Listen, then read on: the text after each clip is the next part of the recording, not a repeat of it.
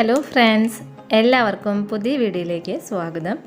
അപ്പം നമ്മളിന്ന് ഉണ്ടാക്കാൻ പോകുന്നത് കടല കുത്തിക്കാച്ചിയതാണ്. അതിന് വേണ്ടിയിട്ട് ഞാനിവിടെ 1.5 കപ്പ് കടലയാണ് എടുത്തിട്ടുള്ളത്. ഇതിപ്പോൾ തലേദിവസം ഞാൻ കഴുകി വെച്ച് അതിന് ശേഷം വെള്ളമൊക്കെ ഒഴിച്ച് കുതിർക്കാൻ വെച്ചിട്ടുള്ള കടലയാണ്. അപ്പം നമുക്ക് ആദ്യം ഈ കടല വേവിക്കാനായിട്ട് നോക്കണം. അപ്പോൾ അതിന് മുന്നേ എൻ്റെ ചാനൽ ഇതുവരെ സബ്സ്ക്രൈബ് ചെയ്തിട്ടില്ലെങ്കിൽ സബ്സ്ക്രൈബ് ചെയ്യാൻ മറക്കരുത് കേട്ടോ. അതുപോലെ തന്നെ ഇതൊരു സ്പെഷ്യൽ കടലുപ്പേരിയാണ്. ഒരു പ്രാവശ്യം കഴിച്ചാൽ നിങ്ങൾ തീർച്ചയായിട്ടും വീണ്ടും വീണ്ടും ഉണ്ടാക്കി കഴിക്കും. അത്രയും ടേസ്റ്റുള്ള കടലുപ്പേരിയാണ്. ചോറിൻ്റെ ഒപ്പം ഈ ഉപ്പേരി മാത്രം മതി. അപ്പോൾ അത്രയും ടേസ്റ്റുള്ള ഉപ്പേരിയാണ് കേട്ടോ. അപ്പോൾ ഉപ്പേരി ഉണ്ടാക്കാൻ വേണ്ടിയിട്ട് ഞാൻ ആദ്യം ഈ കടല കുക്കറിലേക്ക് ഇങ്ങനെ വാരിട്ട് കൊടുക്കുകയാണ് കേട്ടോ.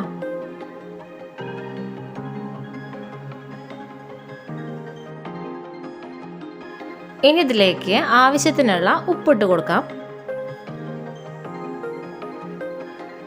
പിന്നെ ഇതിലേക്ക് കടലയുടെ ഒപ്പത്തിന് വെള്ളം ഒഴിച്ച് കൊടുക്കാം കേട്ടോ.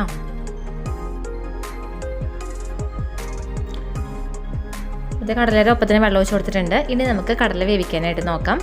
ഒരു 5 വിസിൽ പ്രഷർ പോയതിന് ശേഷം തുറന്നു നോക്കാം കേട്ടോ. അപ്പം ഞാനിത് വേവിക്കാനായിട്ട് വെക്കുകയാണ്.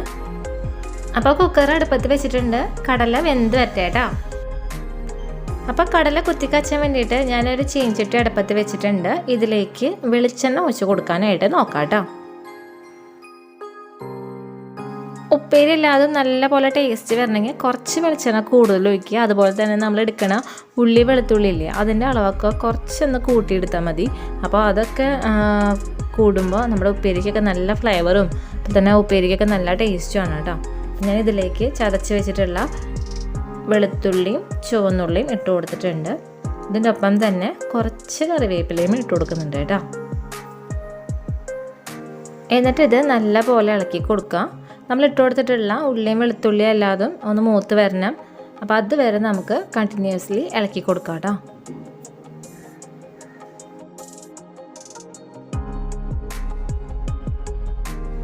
അപ്പോൾ ഇട്ട് കൊടുത്തിട്ടുള്ള ഉള്ളിയും വെളുത്തുള്ളിയും അല്ലാതും മൂത്ത് വന്നിട്ടുണ്ട്. ഇതിലേക്ക് 1 ടീസ്പൂണോളം മഞ്ഞൾപ്പൊടി ഇട്ട് കൊടുക്കുന്നുണ്ട്. ഇതിനൊപ്പം 2 ടേബിൾ സ്പൂൺ കുത്തിപ്പൊടിച്ചിട്ടുള്ള മുളക് പൊടി ഇട്ട് കൊടുക്കാം.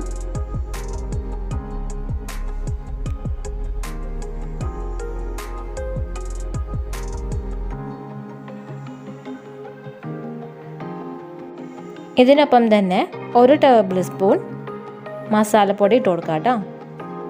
ഗരം മസാലപ്പൊടി ഇട്ട് കൊടുത്തിട്ടുണ്ട്. എന്നിട്ടിത് നല്ലപോലെ ഇളക്കി കൊടുക്കുക. ഈ പൊടികളെല്ലാം മൂത്ത് വരണം. അപ്പോൾ അതുവരെ നമുക്ക് കണ്ടിന്യൂസ്ലി ഇളക്കി കൊടുക്കാനായിട്ട് നോക്കാം.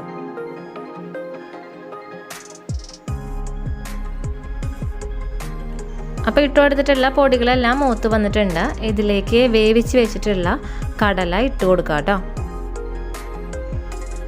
എന്നിട്ടിത് നല്ല പോലെ ഇളക്കി കൊടുക്കാനായിട്ട് നോക്കാം. നമ്മൾ ചേർത്തോട്ടുള്ള പൊടികളും അതുപോലെ തന്നെ ഇട്ട് കൊടുത്തുള്ള കടലയെല്ലാം നല്ല പോലെ മിക്സായി വരണം. അപ്പോൾ അതുപോലെ നല്ല പോലെ ഇളക്കി കൊടുക്കുക. ഇപ്പോൾ ഈ കടലയിൽ കണ്ടോ കുറച്ച് വെള്ളമുണ്ട്. അതിപ്പോൾ നമ്മൾ വേവിച്ചപ്പോൾ കുറച്ച് വെള്ളം ഒഴിച്ചിട്ടുണ്ടായിരുന്നില്ലേ, അപ്പോൾ ആ വെള്ളമാണ് കണ്ടില്ലേ, കുറച്ച് വെള്ളം കാണുന്നുണ്ട്. പക്ഷേ ഞാനത് ഊറ്റി കളഞ്ഞിട്ടൊന്നുമില്ല, അതിങ്ങനെ ഒഴിച്ചു കൊടുക്കുകയാണ് ചെയ്യുന്നത്.